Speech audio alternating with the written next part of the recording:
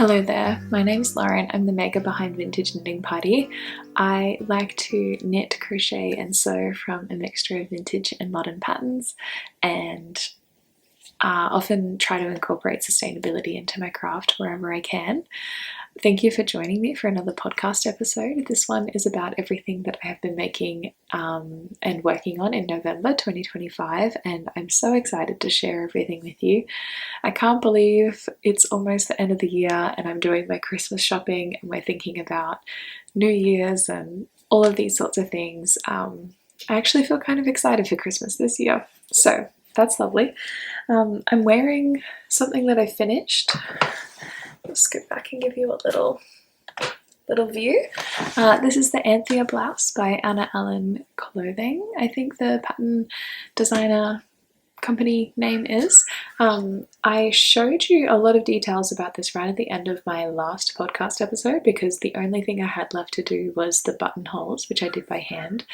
So I have already given you like a look at the insides. I did French seams. I did a lot of hand finishing like around the sleeves and things like that. And yeah, all I had to do left was the buttonholes, and I've already worn this shirt like 6 times. I'm just wearing it with some denim shorts today and it just feels like the perfect fancy but comfy top to wear. I made one size smaller than the pattern, like the measurements recommended, because I noticed that this size that was down from the recommended ease still had a lot of ease. Like it's a very, very positive ease heavy shirt, and I just didn't want it to be too baggy. Like that's not really my style, and I feel like the shoulders have sort of, like that's sort of where my actual shoulder ends. I feel like the sleeves sit perfectly. I'm really happy with that choice. I think I made the 4th size. I can't remember what that is, but yeah, I'm really delighted with how this one turned out. Something that I want to start doing with my finished objects is giving a cost breakdown of how much everything costs to make, including the pattern. I know that who is it? I think Haley Marie Vintage here on YouTube, who makes incredible dresses from vintage patterns. Oh my god, just an absolute wizard. Often includes their price breakdown with labor, which is like I think they calculate like the minimum wage hourly rate in the area that they live in. And I'm not going to include my labor because this is for fun, but I am going to tell you how much this cost. So the pattern itself as a PDF download was $21.58 Australian. It cost an extra $13 to print it at Officeworks in the A0 size, which is what I chose to do rather than getting it printed at the library and sticking it all together. The cotton itself cost $3. This came from the op shop and it's vintage. I think it's 1970s based on the width of the cotton. So I'll add $3 to that. And then the buttons were 50 cents for 6 of them. And then I had one random button out of my stash that I showed you last time in the video. It's the one at the bottom, so I'm not going to show you. And the reason I selected a random button rather than getting 7 new ones is because I knew it would always be tucked in anyway. So I'm not going to include the cost of that random button, but I will add the 50 cents for the other vintage ones. I'm not going to include, there was no extra bias binding or anything, but I'm not going to include the cost of the thread because it was just a bit of white cotton that I have been using for multiple projects. That feels like a silly thing to add up. So overall this shirt has cost me $38.08, which is more than I thought it would be. And I think I wanted to start doing this exercise because you know, if I was just thinking about the materials for the actual shirt itself, and if I had self-drafted a pattern, the cost of the shirt would have been $3.50. You know, a huge part of that obviously was the pattern, which again, I paid for. So like I obviously think is worth it. And every time I make this pattern in the future, because I do already have plans to make a couple more, I will end up being able to like divide that cost of the pattern by how many shirts I've made. So that will become less and less over time, and I guess I would recalculate this if I wanted to. So that's an interesting exercise. I'm going to do the same for the other finished object I have to show you, which is a knitted object. I have finished my August Colourwork Cuff Club socks, and I'm so happy with how these turned out. I do have like the tiniest bit left of the green yarn, which is the Rosa Pomar Mondum sock base. I can't remember. Let me tell you what color it is. Let me do my job properly. Oh no, I didn't write down the color. Great. It's an olive green. Yeah, so that's the green color, and then the pink is the Cascade Heritage sock yarn in the color Chanterelle, which is just your standard superwash wool nylon blend kind of sock yarn. I do have a bit of the green left, so I'm like, oh, I could have made probably like the whole sock green and then just the pink for the color work. I only added the contrasting heel and toe because I was worried about running out. I haven't worn these yet because I wanted to keep them really fresh for you guys. I didn't want to be showing you my scruffy old socks that I've been wearing all over the place, but I'm dying to get them on my feet. Even though it's summer, I can't wait to like wear them around the house. Yeah, I don't know that there's much more to say about these. Just a standard vanilla sock. Otherwise, I just have my own, calculations for what I like with the heel and the gusset. I did pick up an extra 2 stitches along the gusset edge because I have a fairly high arch and I wanted a little bit of extra room there, given that this sock yarn is 100% wool, the Rosa Pomar one, and I wanted to make sure that there was plenty of stretch there, and they fit great. I'm so happy with the fit of them. So that's my finished object. They're beautiful.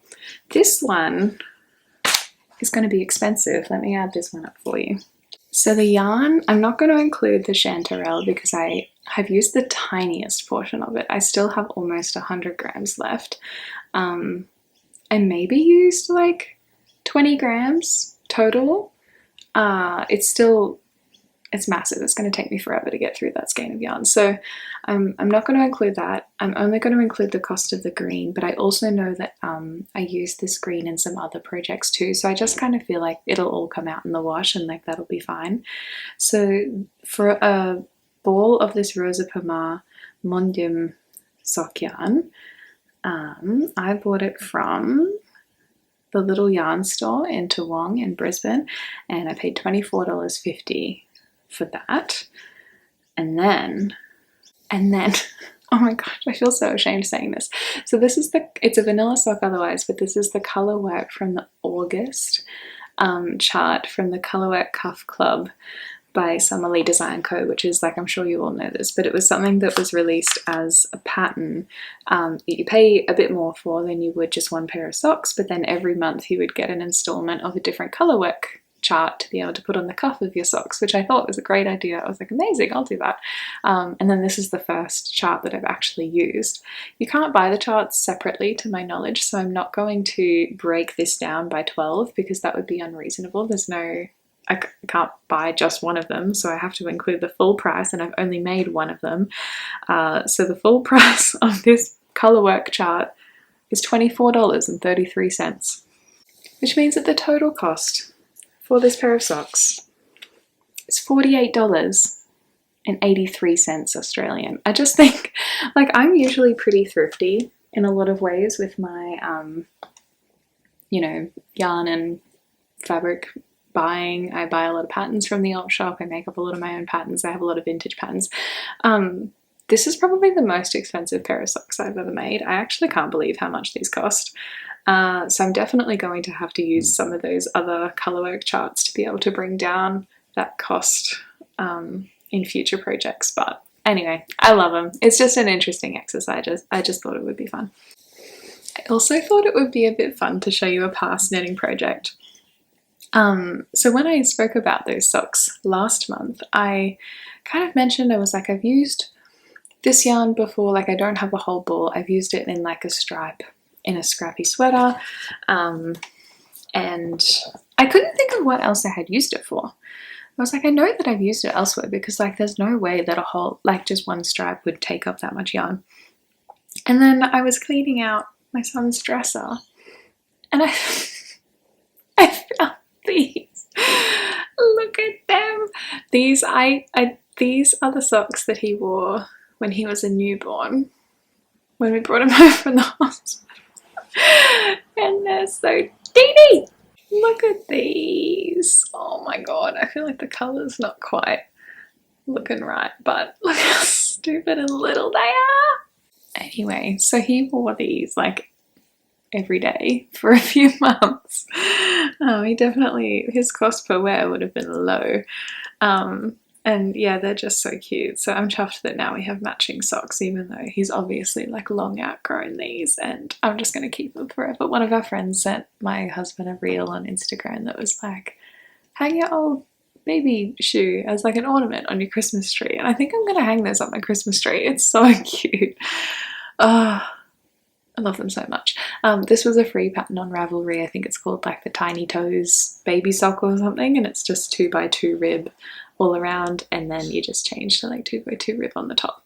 And I knit these on DPNs while I had carpal tunnel during my pregnancy, when like I didn't even know that was a thing, but apparently like 50% of pregnant people get carpal tunnel and their hands go numb. So I knit these on metal DPNs with numb hands, and my husband and I used to carpool to work, and I was so sick my whole pregnancy, and I was like, obviously knitting made me more motion sick, and then being in the car as well, but I was so dedicated that I just wanted to keep knitting. So every now and then I'd have to like lean back and like wind down the window and take a deep breath so I didn't throw up. Anyway, but they're just so cute. I thought I should show you. I have obviously cast on a new pair of socks, and I have actually finished a whole one. I'm making some Christmas socks. I need to cast on the second sock before I completely lose momentum, and then I only have one sock for Christmas. But I saw, what is this? Let me show you. I went yarn shopping. So I'll show you the main thing that I bought in a second, because it's like the main whip that I've been working on. But I bought this Rosa Rios 4 Maya Classic Collection. Let me just show you the tag. So I never usually like speckly, mass-produced, like variegated yarns. This is the color 250, and it's the main like speckle, the green and red on the sock here, which is just so beautiful. I saw it in the ball and I was like, oh my god, I actually love that. The thing is that they come in 50-gram balls, and I'm a little bit stingy. So I also saw this maroon, it's the Kremke Soul Wool Edelweiss alpaca, and this one came in a 25-gram ball. And I got this maroon color. What is it? What color is it? Yeah, color 22, it says right there. And I asked the lady at the store, I was like, I only need to buy one of these balls of yarn, right? Like if I get a contrast color. And she was like, yeah, sure. But she did suggest, she was like, you could split the balls in half, like weigh them so that you've got exactly half, and knit them toe up, and then you just knit until you run out of wool. And I was like, oh my gosh, that's a great idea. So that's what I did. I've always been afraid of toe up socks. Basically, like that, like energy I think you have as a beginner when you don't know what you don't know, has completely worn off for me. Like now I know what to be afraid of, which is so silly, because I feel like when you're a beginner you're like, yeah, I'll just knit socks, it's fine, and you just go for it. But then when you know a little bit more, sometimes you can get more spooked. But I did the toe up method. I did the Judy's cast on type of thing. I used, I think it's called the Trusty Toe Up Socks pattern on Ravelry. It's free, just to give me a little bit of a guide and to tell me what to do at the heel. And I loved the cast on. It was so fun. So much better than Kitchener Stitch. I was really a fan. The thing is that I really like a heel flap and gusset on like a bottom, top down sock. So I ended up doing a short row heel. It was fine. I feel like I've done a short row heel before in an all over colorwork sock, and I feel like it fits me really well, but I think the tension of the colorwork was like really good at gripping my foot, whereas these ones, being just all over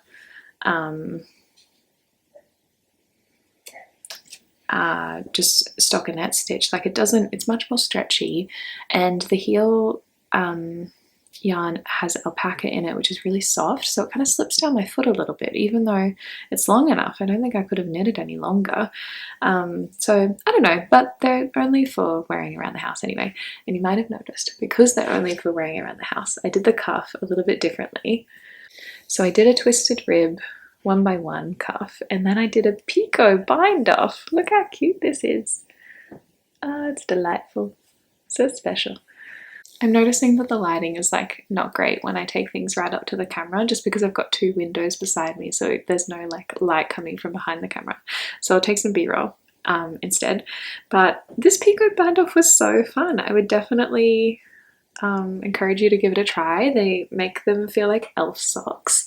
Obviously there's a lot of stretch in the picot bind off because you have so many stitches that you're creating and then binding off, so it kind of takes away from the elasticity of the cuff, but they're just for wearing around the house and like sipping hot chocolate and putting decorations on the tree. So they've turned into kind of more slouchy bed socks. I don't think they really have like the grip to stay on my foot if I were wearing them in shoes. I think I might get a bit cranky throughout the day, but I'm really happy with how they turned out, and I feel like I got quite a good length out of them, out of splitting the balls in half. I'll show you what I have left. So I've obviously got the other half of the balls of yarn that are for the second sock. But yeah, otherwise this is all I've got left from that sock. I haven't weighed them, but I don't even know if my kitchen scales will pick up on me. I think there's like literally less than 5 grams here, so I'm just going to add them into a scrappy sock if I don't need them to get just like a little bit further with my second one. We'll just see how that goes. But yeah, I should probably cast the second one on today if I get time, because I kind of want to keep the momentum going. And socks are just so fun to work on because they're just stockinette. I do a lot of lace projects with vintage patterns and stuff too, so it's really nice just to have something simple that I can kind of do with my eyes closed. And I love wearing hand knit socks. I have so many scraps that I want to turn into some stripy socks, and I'm really liking the theme of having a pair of socks every month to work on. It makes me really excited to look ahead and think about what else I want to be making. Now I have 2 more knitting whips and a crochet whip to talk about, and then I have some acquisitions, so bear with me. I'm actually really chuffed that I have been able to like stay consistent and still making these videos. And I am going to talk about my vintage knit. I'm not going to talk about my Campfire Tee or my Juno top because I haven't made literally any progress on them. Something else has completely stolen my attention. I'm so sorry. I know I said, actually let me just show you the vintage knit whip now. This is the light and lacy blouse from 1959 that I have been working on since the weather warmed up. A couple months now. I think it was beginning of September I cast it on, so we're coming up on 3 months, which is kind of crazy because I still haven't finished the back panel. I told you last time that I was going to really block in on this one, and that this was like, I really just wanted it off the needles. I wanted to start wearing it. I was really excited, and I am still really excited, but it's just kind of not fun for me to work on right now. I've made some progress. I've gotten up to where you cast on extra stitches for the dolman style sleeve. I'll put a photo up here of what the pattern is meant to look like. And you only have to knit this as high as 6 inches, and I've already got 1.5 inches, so I really should just like knuckle down and keep going. I'm making this with crochet cotton. I assume it's crochet cotton that I found at the op shop. And I'm happy with how this is going, and now that I'm holding it in my hands and I'm looking at the lace pattern, I'm like, oh, I should work on that. Like, I'm really excited to have this. And it's not painful to work on. I know a lot of people struggle with cotton, with like hand pain and things like that. And like, I'm not going to say that it's fun. It's not as, silky and like easy as wool, but I'm not finding it painful. It's not hard. I don't even have to remember where I'm up to because it's only a 4-row repeat, and it's almost basically a 2-row repeat. Like there's very, very little difference between them to be able to make this lace pattern. So I just have to read my knitting and remember which row I'm up to. It's just back and forth. It's very easy, but it's just not fun. Like I'm not like, oh my God, I can't wait to get to this next part, because it's just, I think because it's such a short lace repeat, it almost makes it worse, because I've had other lace patterns where, like, you know, a diamond or a swirl or, you know, something comes out of it. It's like, oh my god, like that's beautiful. I've created another one. But this is just like a huge vertical column of lace, and yeah, it's just not super engaging, to be honest. I probably just need to put that aside and keep working on it, because otherwise winter is gonna come and I won't have it. And I really, really do want it. I think the front two halves, because it's sort of like a button-down cardigan style blouse, I think that will be really gratifying because they're going to be half the size. They'll be much quicker to knit. But yeah, I just need to work on this a bit more. It looks so funny all scrunched up on the needle like that. The sizing is looking really good. I'm really happy with how the sizing is going. I think it's going to fit me really well. I did have to do a little bit of resizing, and I am recording every like significant step that I get to, giving you a little update on what I'm doing, so that I can put out a video that's just like a project diary for this one vintage knit, so that if you were to knit it too, you can have, you know, I'll show you like if any of the instructions are a bit ambiguous. For example, casting on for this little bit for the arm, it doesn't really tell you like what cast on to use or like how to go about doing that. So I am recording little updates as I go, and that feels like motivating and exciting too, but I just haven't really made a whole lot of progress. What I should start doing every podcast episode is also adding a stitch marker with where I was up to when I last shared progress with you, so that I can show you how far I've gotten. And then for me as well, I think last time, I think I might have just joined this yarn about, where is it? Here.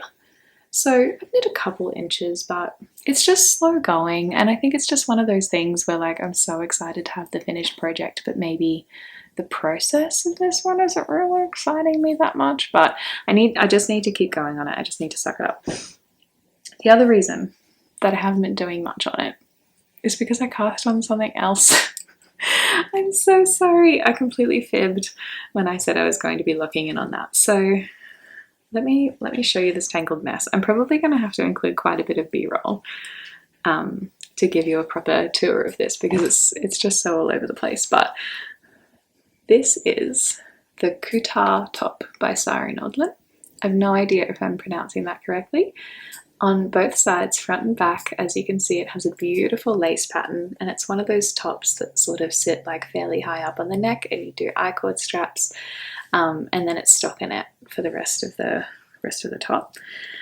I have a little bit of babble about why I cast on a new project, and it's a little bit to do with like personal stuff. There's a bit of stuff about like parenthood and breastfeeding, so if that's like really not your jam, you don't want to listen to me waffle about my emotions, go ahead to this time.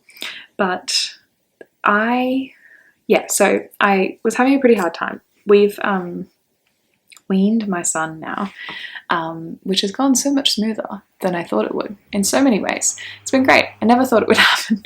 I'm really chuffed with the fact that I've been able to breastfeed. I think, to my knowledge, in my direct maternal line, I think I'm the first person to breastfeed to term, like without having to use formula, since formula became readily available in Australia. Yeah, I think it's a huge achievement. Anyway, I had no idea the hormonal changes that I would go through when I stopped and what impact that would have on my mood. Anyway, so I was in a pretty dark spot, and I think just like all the grief of lots of things came up from pregnancy, postpartum.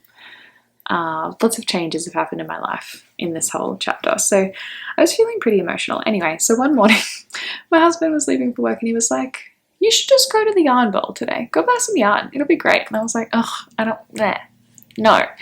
And then my friend said the same thing, and I was like, okay. And I went to the yarn bowl. I found the yarn. I'll tell you specifically what it is in a minute. And I was like, oh my god, I love that color. Something about this, I'm so drawn to it. This was the same day that I bought the yarn for my Christmas socks, and I bought it, and I went home and I cast this on. But when I got back in the car, and I texted my husband, and I was like, I hope you were serious about me buying yarn, because I bought some.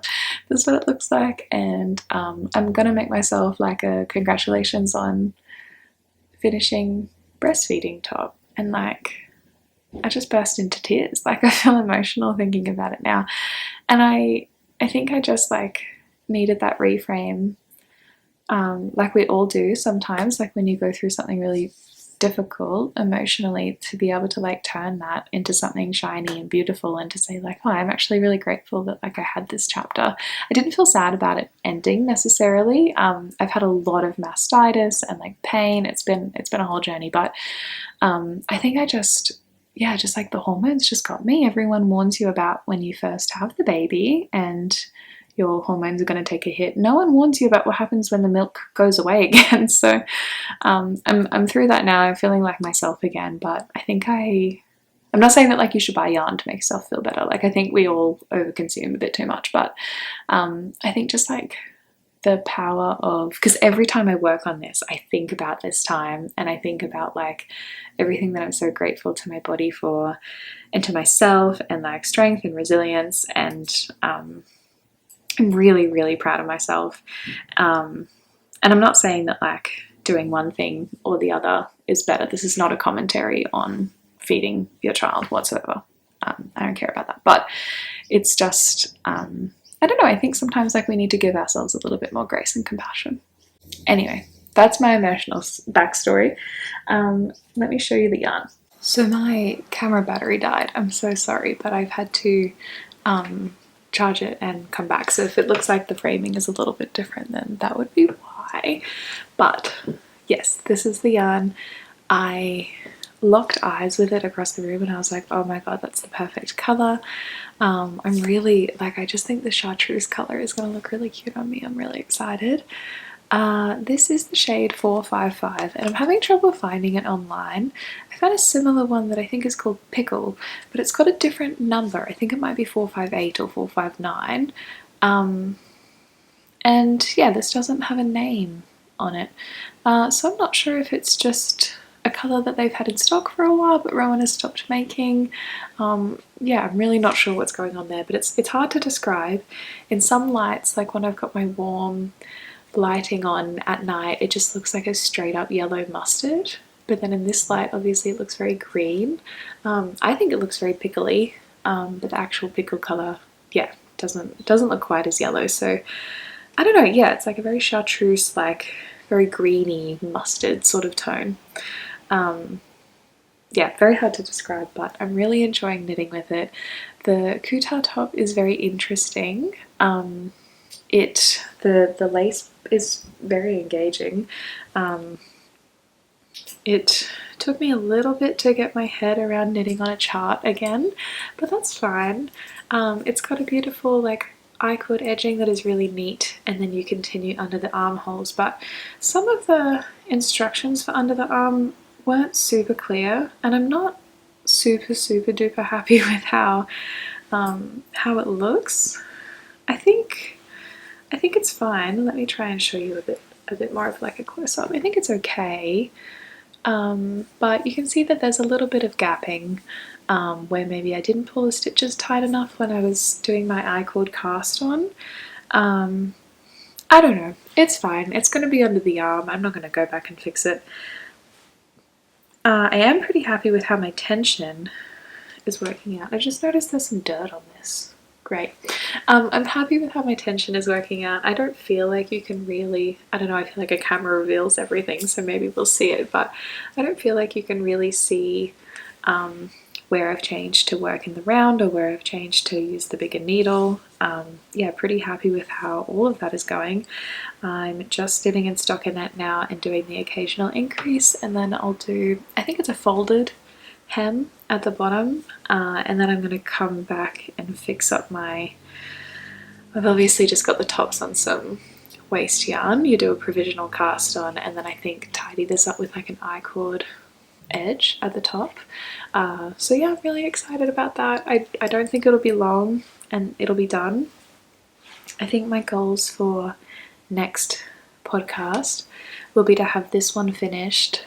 I would love my back panel on the vintage knit to be finished. And I think I really want my Campfire Tee done too.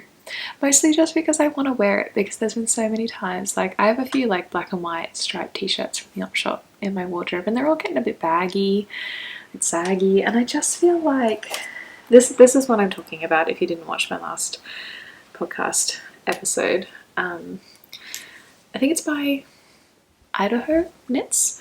My friend Magenta's making the same one, and it's just a really oversized tee. It's got raglan increases. I'm making it in 8-ply cotton, so it's going really fast. And I've changed up the stripe pattern a little bit to be just more bold stripes, and I'm just going to keep it like across the middle section of the t-shirt and then go back to plain black at the bottom in a similar way to how I've done the neck. Yeah, I split for the sleeves and I'm just knitting in the round now, and I don't know, I just think I should kind of like knuckle down and get it finished. Obviously I want my Christmas socks done, but I'm gonna have to record my next podcast episode just a little bit earlier in the month because of Christmas. And yeah, we're going away, we're gonna go visit my family, which will be exciting. But anyway, I'm getting ahead of myself because I have one more thing to show you.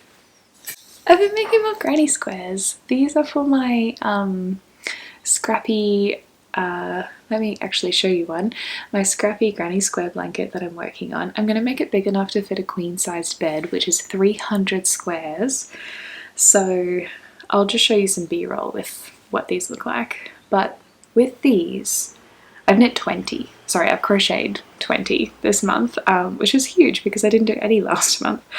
And with these, I think I'm up to 117 squares, which is just shy of being 40% of the way there. And I'm delighted. So I'm really happy with how these are going. I just think they're the cutest things. My basket bag that I hold all the DK weight scraps for this in is also getting lighter and lighter. I'm really making my way through. There's quite a few balls of yarn that I've finished now. And I'm looking at these, I'm like, oh my god, all of these color combos are so cute. I think once I get in the flow of making these granny squares again, they are just so addictive. So yeah, that's good. I feel really excited that all of these like main colors are secondhand. I haven't bought any of those new. They're not like... Who's yelling out there? There's some kids on a go-kart. That's so fun. Anyway, I think they're going to keep making noise, whatever. I did buy the outside colour new. It's from Spotlight and I can't remember what it's called, but it's like a speckly, like cream with speckles. When I started thinking about this, I did wait a while of like looking, like keeping an eye out to see if I would find a big batch of the same yarn to be able to use for the outside colour, but I just didn't come across any that I liked, and you know, I think it's worth it. I'm yeah, pretty excited about this. I will start accumulating things to make like a completely scrappy blanket too, so that'll be fun. And then I have a couple of acquisitions. So this is not usually a segment that I include in my podcast. I've bought a fair bit of stuff lately, which is a little bit unlike me. I'm not usually much of a... I don't know, like I'm a yarn forager. Like I'm always on the lookout, and if I find the right thing, yeah, at the nest or at the op shop or whatever, I'm gonna buy it, which is where I bought these things that I'm about to show you. But then for me to go to the yarn bowl and buy like new yarn like I did for the Kuutar top and for my Christmas socks, like I just don't often do that. So maybe I need to start having an acquisitions segment. Let me know if you want to know everything that I get from the op shop, or if you just want to know like the cool special stuff, if you just want me to pick out things that might be of interest to you, or if you don't want to know what I buy at all. The main thing that I'm really excited about is this cotilin that I got from the Nest.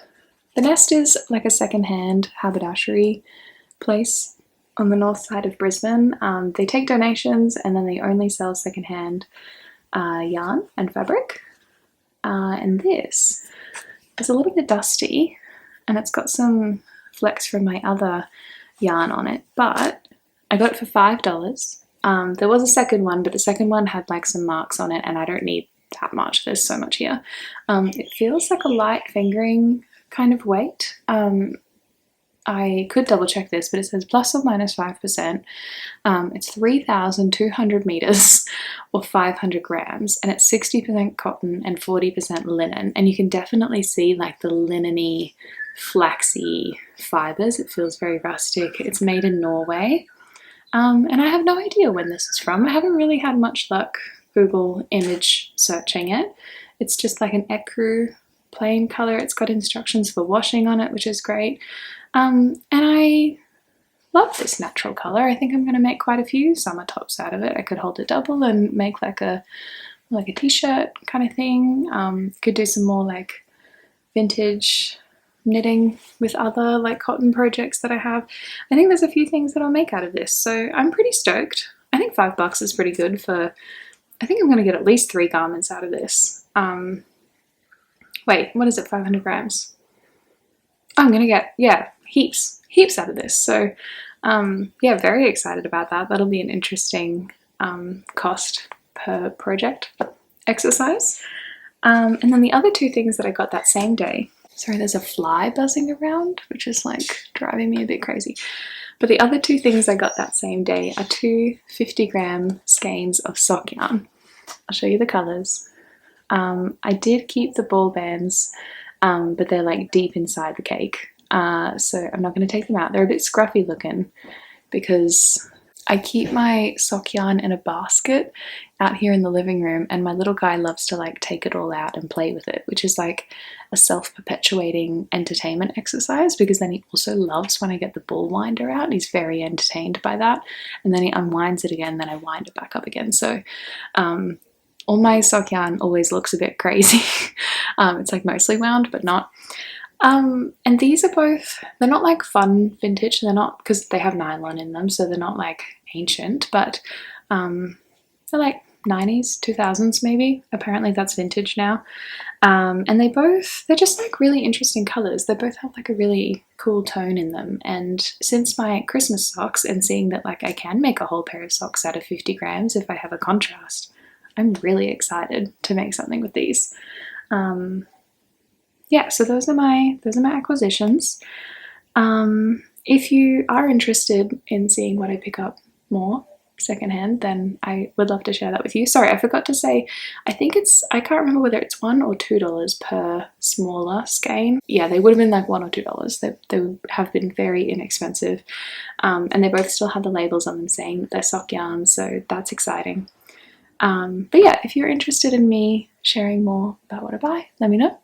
Offer me an encouraging comment to finish my vintage knit, please. I think I need it. I need the accountability at this stage. I need my people pleaser mode to kick in so that I like don't want to disappoint you all. But I've loved keeping up with these podcasts every month. I really look forward to it during the month. Everything that I work on, I'm like, oh my god, I can't wait to share this with you guys. So thank you for watching. I really appreciate it.